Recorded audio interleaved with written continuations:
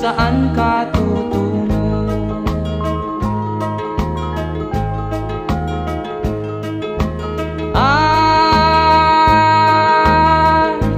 Kung nakamit mo na ang pangarap, di pa rin masiyahan, ang nais mo'y madagdagan. Limot mo na ang iyong pinagmulan.